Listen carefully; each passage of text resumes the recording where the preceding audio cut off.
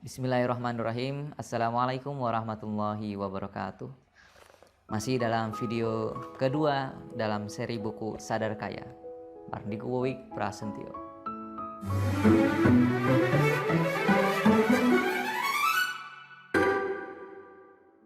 Baik sahabat, di video kali ini saya akan membaca dua bab pertama buku Sadar Kaya yang berjudul Otak Sama Nasib Beda dan bab kedua Millionaire Mindset.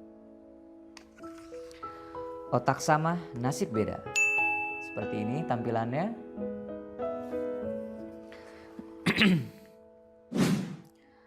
Ketika berbicara soal kemakmuran, prosperity consciousness atau kesadaran kaya selalu menjadi hal pertama yang saya bahas.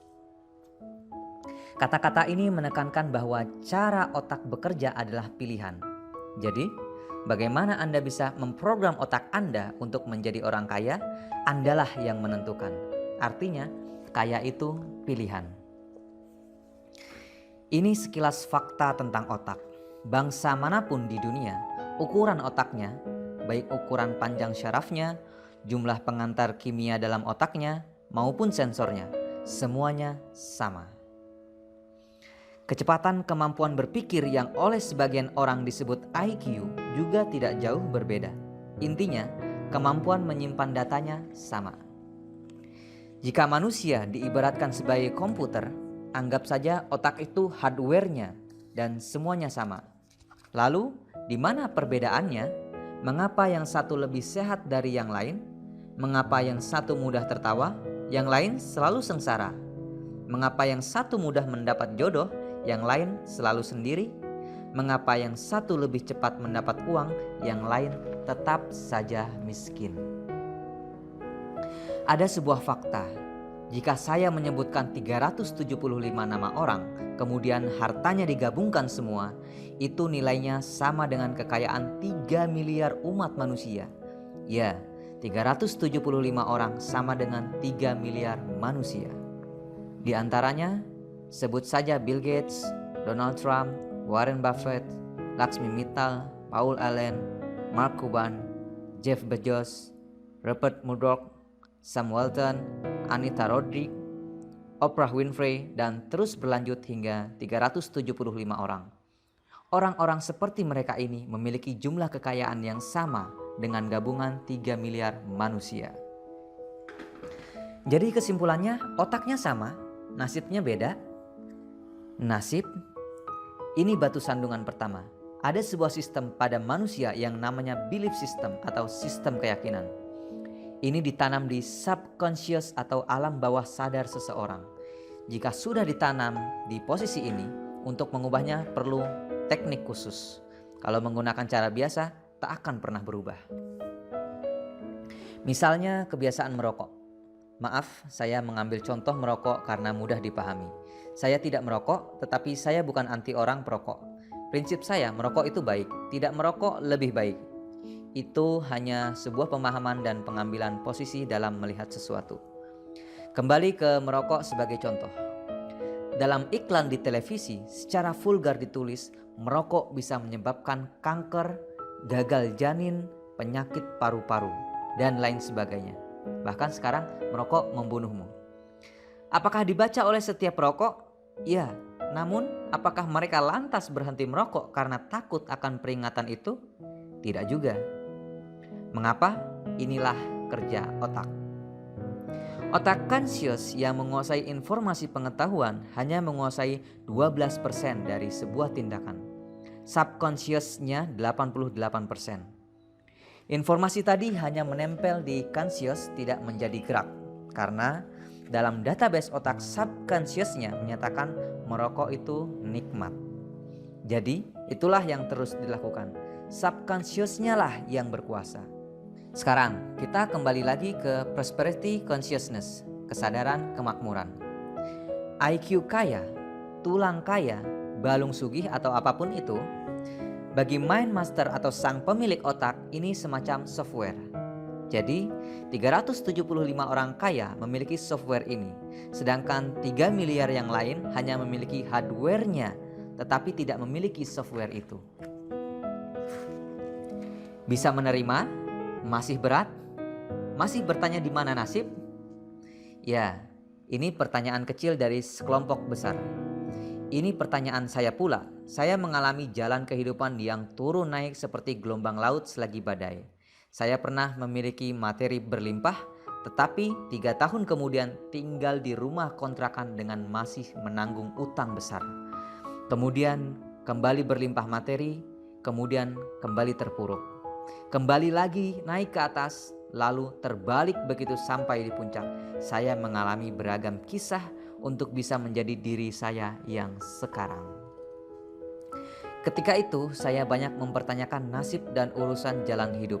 Hingga akhirnya saya memutuskan untuk belajar dan mencari kemanapun untuk mendapatkan jawaban dari pertanyaan saya yang terbesar. Nasib itu pemberian Tuhan atau buatan manusia? Saya tidak kaget jika pertanyaan itu membuat Anda memutuskan berhenti membaca hingga chapter ini. Karena kedepannya akan ada banyak hal yang menyesakkan dada Anda. Saya tetap akan melanjutkan menulis buku ini untuk Anda karena saya tahu sekali fakta bisa mengubah kebenaran. Ya, kebenaran Anda akan ditantang ke batas ujung dengan fakta. Beranikah Anda meneruskan membaca tulisan ini?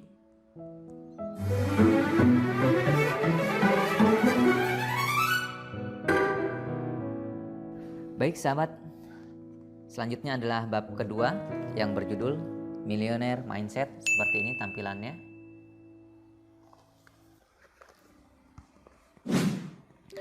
Dulu, kehidupan saya mengalami goncangan yang amat sangat.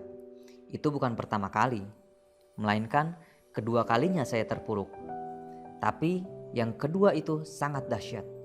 Seluruh harta saya hilang dan utang saya juga bertumpuk. Ketika itu saya memiliki beragam bisnis, tetapi dalam masa hampir bersamaan, shit happened alias kesialan beruntun terjadi di dalam kehidupan saya. Money changer saya kecurian hingga 2 kali dalam 3 bulan. Kapal barge saya yang bertransaksi dalam pengiriman ke Kelian Equatorial Mining di Balikpapan karam dan asuransi tidak membayarnya. Pabrik kapur hydrate lime saya yang masih berutang ke bank kena gempa di Cilengsi. Gempanya memang kecil tetapi meretakkan tungku utama dengan harga yang mahal. Traktor di kuari kapur meluncur tak terkendali, menabrak silo di pabrik. Asuransi juga tidak menggantinya. Ditambah lagi bank pembiaya kami PDFCI ditutup BPPN. Di tengah krisis keuangan berkepanjangan, harga bahan baku naik 200%, yaitu gas. Perusahaan saya pun terpaksa file for bankruptcy. Semua musibah ini terjadi dalam kurun waktu kurang dari 2 tahun, yaitu pada 1999 ke 2001. Kerugiannya tak tanggung-tanggung. Mobil 4 habis, 1 rumah hilang, sedangkan utang masih 9 digit. Setiap saat, setiap hari emosi saya memuncak. Makan keluarga, bayar sewa, uang sekolah anak, membuat panik dan marah. Mau bekerja di mana? Kapan utang terbayar? Bagaimana untuk hidup? Dikejar debt collector, dikejar hukum, dikejar BPPN, dan juga dikejar teman investor yang marah dan kecewa. Bayangkan betapa kusutnya situasi saya saat itu. Di tengah keputusasaan, siang itu saya langsung memandang langit dan berbicara langsung kepada Allah Subhanahu wa Ta'ala. Tuhan yang saya percayai 100%. Saya katakan bahwa saya putus asa dan hidup saya sudah diambang frustasi. Saya marah sekali kepada semuanya.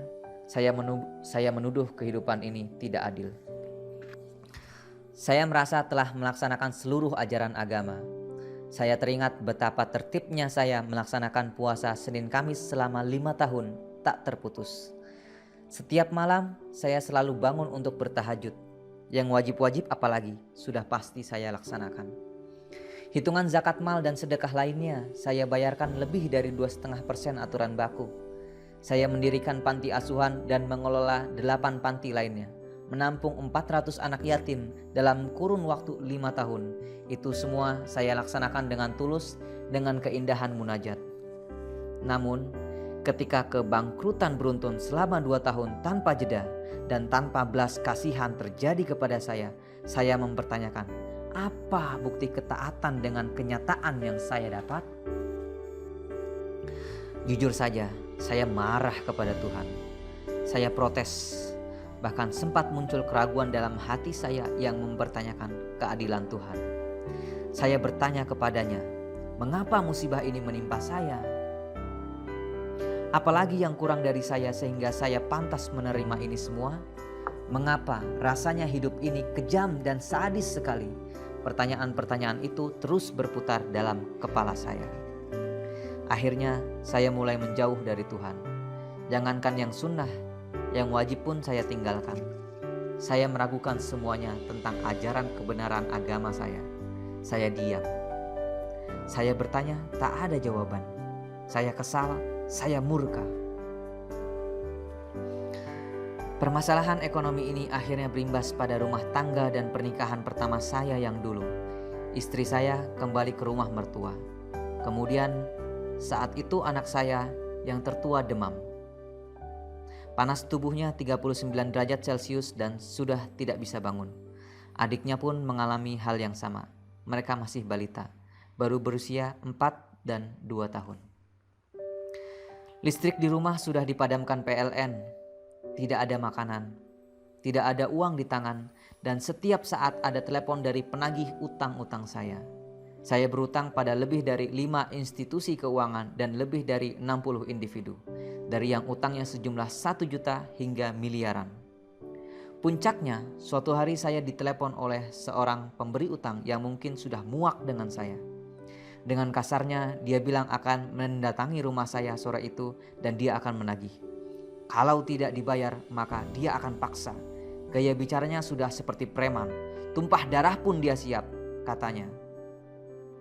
Saya tidak ada pilihan lain, hanya bisa mengasah pisau.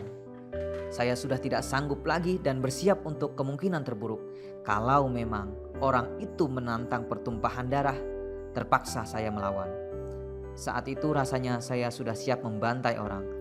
Saya sudah tidak peduli lagi akan apa yang terjadi. Saya sudah tidak punya apa-apa. Bahkan harga diri pun tidak ada. Saya siap mati. Kedua anak saya yang demam membujur lemas di lantai beralaskan bed cover.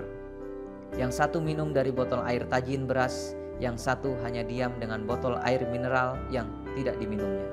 Saya hanya menatap kosong. Ke dokter tidak bisa, jalan tak bisa. Karena itulah, begitu ada yang menantang harga diri saya yang sudah tidak punya apa-apa ini, saya siapkan jiwa raga. Dia yang menagih, kalau datang mencari ribut akan saya bunuh. Ya, pikiran laknat itu sempat terlintas di benak saya. Saat itu saya berpikir, toh dia juga orang rantau. Keluarganya tak ada di kota ini. Temannya pun pasti tak banyak. Kalau saya terpaksa harus membunuh dia, akan saya kubur dia di halaman belakang. Tidak akan ada yang tahu. Rasanya saya benar-benar sudah dirasuki Dajjal. Saya kumpulkan barang-barang yang sekiranya bisa saya pakai untuk membantai orang. Benda tajam, benda keras, benda panjang, semua senjata serang. Saya tahu sekali bagaimana menggunakannya, dan saya tahu sekali di mana letaknya di setiap sudut rumah. Kring, kring, kring. Telepon rumah yang sudah diblokir dan hanya bisa menerima panggilan itu berdering. Sementara saya masih melamun dengan gamang. Hingga dering kesekian barulah saya tersadar. Mungkin itu si penagih utang lagi, pikir saya. Dengan gusar, saya pun mengangkat telepon. Halo, kata saya kasar. Assalamualaikum mas, kata suara di seberang dengan lembut. Saya mengenalinya sebagai suara Pak Ali, pimpinan Yayasan Husnul Khotimah yang kemudian dikenal sebagai Rumah Yatim Indonesia, panti asuhan yang saya bangun.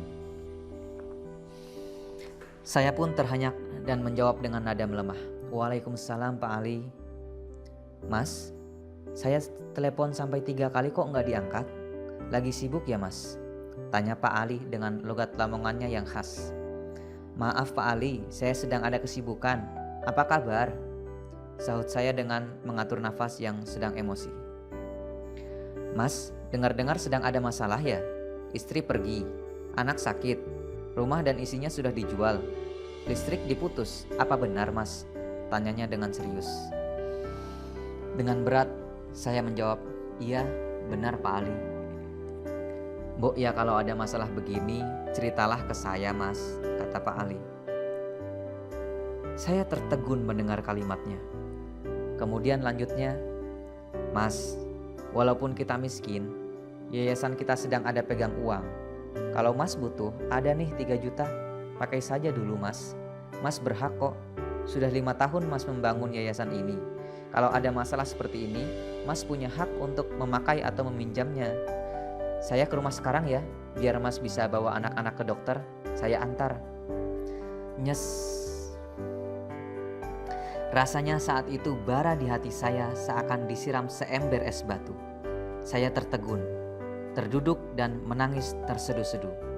Saya tak kuasa menahan getaran di dada, antara haru, malu, senang, kesal, semua jadi satu.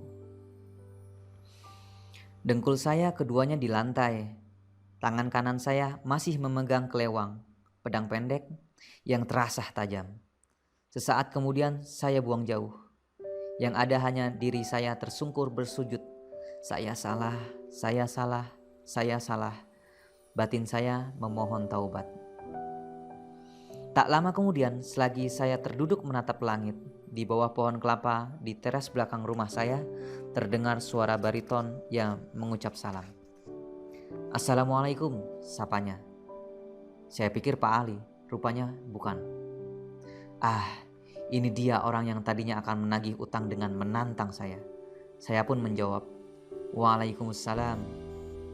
Tanpa basa-basi, dia langsung bertanya, begini Pak, utang Bapak yang 10 juta, apa bisa saya ambil sekarang? Saya hanya berkata, anak saya sakit, saya perlu uang untuk biaya anak saya. Sebentar lagi ada uang 3 juta datang. Terserah Mas mau ambil berapa, Mas yang atur. Kalimat itu mengalir tanpa saya rancang. Marah saya sudah hilang. Saya pasrah saja. Oh, begitu ya Pak, katanya dengan nada datar. Anak Bapak sakit dua-duanya. Yang berbaring di dalam itu? Tanyanya sambil mengedikkan kepala ke ruang tengah. Iya, jawab saya singkat. Oh, maaf kalau begitu. Saya nggak tahu kalau anak Bapak sakit. Sebaiknya Bapak urus mereka. Uang saya gampang. Saya pamit saja dulu. Besok-besok kabari saya ya Pak, katanya tanpa diduga-duga. Dia pun pamit pergi dan saya masih di dalam posisi bingung. Lunglai di ujung bangku di bawah pohon. Tubuh saya berkeringat. Saya memaksa diri untuk bangun dan mengikuti dirinya dari belakang sambil memanggilnya. Mas, saya pasti bayar utang saya. Saya hanya butuh waktu. Maafkan saya ya Mas kalau saya kasar atau panik, kata saya. Ketika dia berbalik badan, saya julurkan tangan saya yang kemudian dia sambut dengan jabat tangan yang erat dan senyum di bibirnya. Dia pun berkata, iya Pak, saya juga minta maaf. Saya salah Mas, kata saya. Saya berutang tapi tidak berkemampuan. Tapi saya janji Mas, saya pasti bayar. Tak lama setelah dia pergi, datanglah Pak Ali dengan kijang tuanya. Tanpa basa-basi, langsung saya peluk erat dia. Pak Ali, syukron Pak Ali, terima kasih, kata saya. Ayo ke dokter Mas, aku bawa Fatur, Mas gendong Aska, ajaknya singkat. Setelah 2 tahun dihajar musibah yang merusak keyakinan saya, akhirnya saat itu saya menyadari satu hal. Semua masalah yang saya alami itu berasal dari diri saya sendiri. Hal lain di luar diri saya hanyalah pelengkap. Saya langsung berdoa, maafkan saya ya Allah, ampuni saya. Engkau begitu mulia dan saya selama ini salah memandangmu. Saya sadar bahwa saya sendirilah yang harus bertanggung jawab dan menyelesaikan semua ini. Sayalah yang in charge sepenuhnya. Maafkan saya telah meragukan kuasa-Mu ya Allah. Saya memilih untuk berdamai dengan Tuhan, Dan saya ingin memulai sesuatu dengan kesadaran penuh untuk mengubah nasib saya, menulis ulang sejarah hidup saya. Saya mendapat semacam pemahaman bahwa cara berpikir saya saat itu tidak bekerja dengan benar. Buktinya saya rugi. Buktinya saya bangkrut. Buktinya semua orang menjauh. Artinya saya harus mengubah cara berpikir saya. Harus kemana dan bagaimana saya bisa mengubahnya? Itulah pertanyaannya. Tak lama setelah menjual rumah, saya pindah ke rumah kontrakan yang sempit. Suatu sore, tetangga rumah kontrakan saya pulang kantor. Kaca mobilnya terbuka separuh. Dia rupanya ingin membuang sesuatu, mungkin sampah. Agaknya dia tidak melihat saya berdiri di sisi jalan tersebut. Mungkin karena maghrib yang pencahayaannya mulai samar. Mungkin juga dia tidak fokus karena sibuk mengumpulkan barang yang akan dibuangnya. Bruk. Segumpal kertas jatuh tepat di kaki saya. Entah mengapa saya tergerak untuk memungutnya. Mungkin karena saya tertarik dengan tulisannya yang berwarna merah mengkilat. Setelah membuka lipatannya, saya baca kertas itu yang ternyata merupakan brosur Millionaire Mindset Training di Australia. Saya merasa aneh dan terkejut. Inikah jawaban dari doa yang saya panjatkan? Saya berdiri termenung. Rupanya tetangga saya tadi baru sadar bahwa sampah yang dibuangnya jatuh di depan saya. Dia pun menghampiri saya. "Mas, maaf, aku gak lihat," katanya dengan kikuk. "Loh, gak apa-apa, aku juga lagi melamun. Gak ngeh, aku baru ngeh pas lihat brosur ini," kata saya berbasa-basi sambil menunjukkan lembaran tersebut. "Iya, tadi saya dapat dari kantor. Tapi sepertinya nggak mungkin saya ke sana. Bukannya nggak butuh jadi orang kaya sih, tapi harganya itu loh. Buat seminggu saya 30 juta rupiah. Mending juga buat modal dagang," urainya. Saya hanya mengangguk-angguk sambil tersenyum sopan. "Saya pamit ya Pak Syarif," kata saya. "Iya mas, maaf ya tadi benar-benar nggak sengaja mas," katanya sungguh-sungguh. "Nggak apa-apa bos, santai aja," kata saya lagi. Setelah itu saya langsung sibuk berpikir di mana saya bisa cari uang 30 juta. Belum lagi uang untuk sanggup keluarga di rumah sementara saya pergi. Yang jelas saya sudah bertekad untuk berubah dan saya melihat ini sebagai solusinya. Saya percaya itu. Singkat cerita, harta terakhir saya yaitu motor Tiger, mesin jahit, dan beberapa barang keluarga saya jual.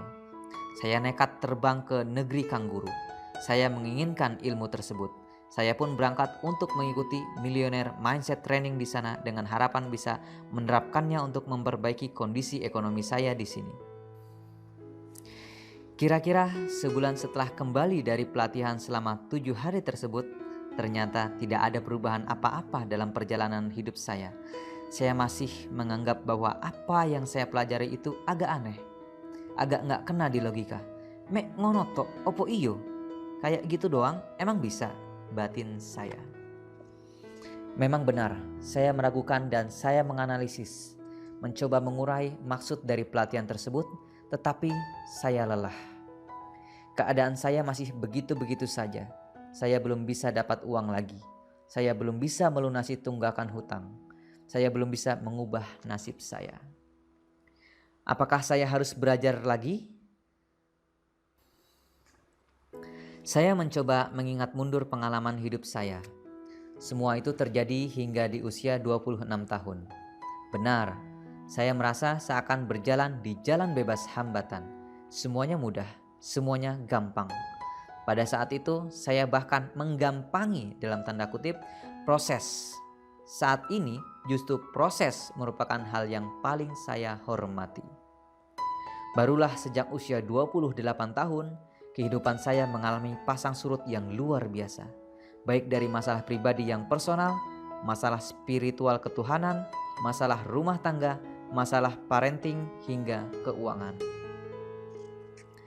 Dikala saya berpikir laut itu berair tenang, saya memilih mengangkat jangkar dan mengembangkan layar ke sebuah tujuan pasti, yaitu ingin sukses. Dengan tujuan hanya tahu satu arah, yaitu ke depan. Sebuah kesombongan yang saya bayar sangat mahal, sangat melelahkan, penuh duka, air mata, dan keringat. Ternyata laut di depan tidak semanis gelombang di pantai. Dalam perjalanan, ombak besar, angin kencang, bahan bakar kurang, sumber daya terbatas. Satu hal yang saya lupa, saya tidak bawa kompas penunjuk arah. Dalam artian, saya mengarungi samudra tanpa ilmu, tanpa petunjuk, tanpa pembimbing. Mentang-mentang punya glory from the past, kisah sukses masa lalu, saya merasa bisa melakukan apa saja. Inilah biang masalah saya di masa kedepannya sejak keputusan saya mengarungi samudra. Hingga sampailah saya di titik ketika kapal saya akhirnya karam ke dasar samudra, sementara badan saya terdampar di pulau kecil sendiri dengan kebutuhan dasar seadanya. Saya hanya bisa diam, meratap pun tidak bisa. Air mata habis, tenaga tak punya. Yang ada hanya napas di badan, itu pun setiap tarikan napas terasa sesak. Seakan-akan dada ini mau meledak karena terisi oleh rasa kesal, lelah, marah, dan kecewa. Karena itu, ketika saya memutuskan untuk berubah, artinya saya tidak mau melakukan semuanya dengan cara yang sama seperti masa lalu. Saya harus melakukannya dengan cara yang berbeda. Karena itulah saya memutuskan bahwa saya harus berilmu agar saya memiliki platform atau fondasi baru, terutama untuk cara saya berpikir. Ibaratnya saya bukan hanya perlu belajar menginstal software baru, tapi OS atau operating systemnya harus saya riset untuk bisa terhubung dengan software tersebut. Sederhananya begini, jika otak kita yang kemampuannya maha dahsyat ini adalah hardware pemberian Tuhan, softwarenya kita sendiri yang pasang. Sebut saja software sukses, software sehat, software bahagia, itu semua manusia yang install. Jadi hardware-nya memang pemberian Tuhan, tetapi software-nya buatan manusia. Mungkin banyak pembaca yang berkerut ketika saya membawa hal-hal ini. Saya coba berikan ilustrasi. Seorang anak yang hidupnya dikritik, dimarahi, ditekan, dipaksa, diharuskan, dibatasi, dilarang, dimaki, dan dihina akan membuat dirinya tumbuh sebagai pribadi yang peragu, pemarah, dan pendendam. Bandingkan dengan anak yang didorong, dipuji, disayang, diperhatikan, didukung, dan dikelilingi suasana penuh canda tawa, sang anak akan memiliki platform hidup lebih ringan, fun, banyak senyum, dan vibrasi dirinya disukai orang.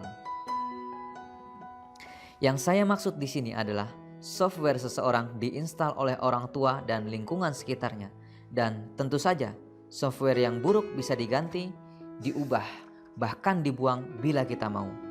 Sesuatu yang dipasang umumnya juga bisa dilepas, bukan? Bukan sesuatu yang permanen. Teman-teman dari bidang psikologi mungkin mengenal ini sebagai terapeutik di dalam dunia psikologi. Ketika mencari kompas ilmu dan perubahan pola pikir, itulah baru saya sadar. Selama ini saya menerima hasil sebuah printer yang isinya salah, lalu saya mati-matian memberi tip X pada tulisan dalam kertas itu. Begitu seterusnya. Saya tidak sadar bahwa yang harus saya ubah justru dokumen yang akan diprint, bukan yang sudah diprint. Yang salah bukan printernya, melainkan data di dalam komputernya.